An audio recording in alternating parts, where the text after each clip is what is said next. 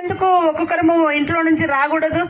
ఎవరు వాళ్ళే రావాలి కదా ఇట్లాంటి వాటి కొరకు. ఆయన ఒక్కరి కొరకు కాదు కదా ఐలమల్లన్న చేస్తున్న ఈ సేవ కార్యక్రమము, ఈ దీక్ష అనేది ఆయన ఒక్కరి కొరకు కాదు కదా. మన క్యాస్ట్ని ఎవరు గుర్తించింది లేదు. గతంలో నేను చాలా మటుకు మా పూర్వీకుల దగ్గర నుంచి విన్నది ఏంటంటే, ఈ హైదరాబాద్ సిటీ డెవలప్ అవ్వడానికి కారణము వాళ్ళు రాళ్లు పెట్టి పేర్చి కట్టడం వల్లేనని నేను విన్నాను, ఈ కట్టడాలన్నీ. కానీ ఇప్పుడు అవి కట్టడాలుగా కనిపిస్తున్నాయి, కానీ ఆ వెనక ఉన్న మనుషుల్ని మాత్రం ఎవరు గుర్తించట్లేదు. అంటే వడ్డర వాళ్ళు అనగానే అంత తక్కువ స్థాయి అయిపోయిందో మరి ఏంటో నాకు తెలియదు. కానీ వాళ్ళను మరి తక్కువ స్థాయిగా చూసినప్పుడు ఎస్టీ జాబితాలో చేర్చడానికి కష్టం ఏంటి? మరి చేర్చాలి కదా. ఎందుకంటే ఊళ్ళలో గత కాలంలో చూస్తే ఊళ్ళల్లో ఎవ్వరు కూడా ఇళ్లలో ఉండేవాళ్ళు కాదు.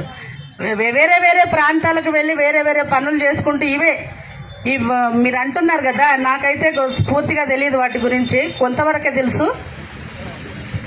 పారలు గడ్డపారలు పట్టుకొని పనిచేసే వాళ్ళు అని అంటున్నారు కదా, నిజమే. ఆ పారలు గడ్డపారలు పట్టుకొని పనిచేసి అప్పుడు వాళ్ళే ఉండేవాళ్ళు. ఇప్పుడు కానీ మిషన్లు వచ్చాయి, జేసీపీలు, ప్రొక్లైనర్లు, వివిధ రకాలైన ఎక్విప్మెంట్స్ అన్నీ వచ్చినాయి కదా. మరి వాటి వల్ల వాళ్ళకి అంటే ఈ క్యాస్ట్ వాళ్ళే చేయట్లేదండి, వేరే వేరే క్యాస్ట్ వాళ్ళు కూడా చేస్తున్నారు. ఎందుకంటే బయట సమాజంలో చూస్తున్నాము, నేటి సమాజంలో ఇప్పుడు మరి వడ్డరి వాళ్ళకి పని ఎక్కడ దొరుకుతుందండి? పని కూడా లేదు కదా. మరి వాళ్ళకి ఎట్లా మరి ఈ ప్రభుత్వాలు ఎలా సహకరిస్తాయి? మరి ప్రతి దాంట్లో మనము ముందుంటున్నాము. ఎన్నికలు వచ్చినప్పుడు మన ఓట్లు కావాలి, కానీ మన కష్టం అక్కర్లేదా? ఆ టైంకు విని వాళ్ళు కళ్ళు మూసుకొని వెళ్ళిపోవడమేనా? కాదు కదా.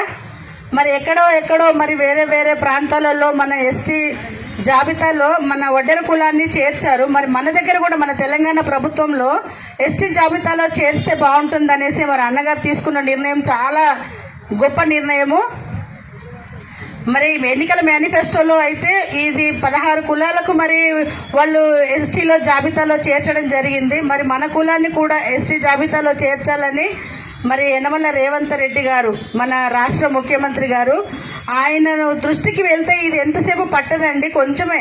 అంటే దగ్గరలోనే ఉన్నాము. వాళ్ళు ఇచ్చిన హామీ వాళ్ళు నెరవేర్చడానికి మనం ఇంకా ఐలమన్నంతో పాటు ఇంకా ఏ రకమైన మద్దతు పలకాలో, అంటే ఇది మొదటిసారి నేను రావడం అండి. ఇట్లాంటి వాటికి నేను ఎప్పుడు రాలేదు, ఫస్ట్ టైం నేను వచ్చాను. కానీ అన్న వాళ్ళు మాట్లాడుతుంటే లోపల నుంచి ఒక బాధ, ఆవేదన, తెలియని బాధ. అంటే వాళ్ళు పడుతున్న కష్టము, పడ్డ కష్టము, వాళ్ళ భార్య బిడ్డల్ని మరి జీవితంలో ఎలా ముందుకు తీసుకెళ్లాలని వాళ్ళు పడుతున్న కష్టము ఇవే కనబడుతున్నాయి. మరి వీళ్ళకు మాత్రం ఎందుకు కనబడట్లేదు? అక్కడ వాళ్ళు మాట్లాడుతున్నారు కదా. ఇప్పుడు పవన్ కళ్యాణ్ కూడా మరి అక్కడ ఆంధ్ర రాష్ట్రంలో మాట్లాడుతున్నారు, మన వడ్డెరలు పడుతున్న కష్టము, వేదన మాట్లాడుతున్నారు. మరి మన క్యాస్ట్ని ఎందుకు గుర్తించట్లేదు? రేవంత్ రెడ్డి అన్నగారికి ఎంత టైం పట్టదండి ఇది చేయడానికి.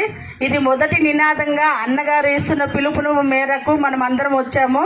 మరి ఆయన పిలుపును పట్టుకొని మరి ఇది మాత్రము ఈ సభ, ఈ కార్యక్రమం జరుగుతున్నది శాంతియుతంగా జరుగుతున్న ఈ దీక్ష కార్యక్రమము రేవంత్ రెడ్డి గారి దృష్టికి వెళ్తుందని అనుకుంటున్నాము. ఎందుకంటే ఇప్పుడు ఎవరో వెళ్ళి చెప్పడం కాదండి, సోషల్ మీడియా చాలా వరకు నెట్వర్క్ ముందుంది. ప్రతి ఒక్కరు షేర్ చేయండి. అన్నగారి పిలుపు తీసుకొని మనం వచ్చిన ఈ కార్యక్రమాన్ని అందరూ కూడా మరి ముందుకు తీసుకెళ్లాలని, ఆయన దృష్టికి అవసరమైతే అసెంబ్లీ ముట్టడి కూడా మనం అందరం సిద్ధమవ్వాలి. ఒక పురుషులు మాత్రమే కాదండి, స్త్రీలు కూడా రావాలండి. స్త్రీలు కూడా వస్తేనే కదా, స్త్రీలు పురుషులు సమానం అంటున్నారు కదా, అందరూ కూడా మరి ముందుకు రావాలి.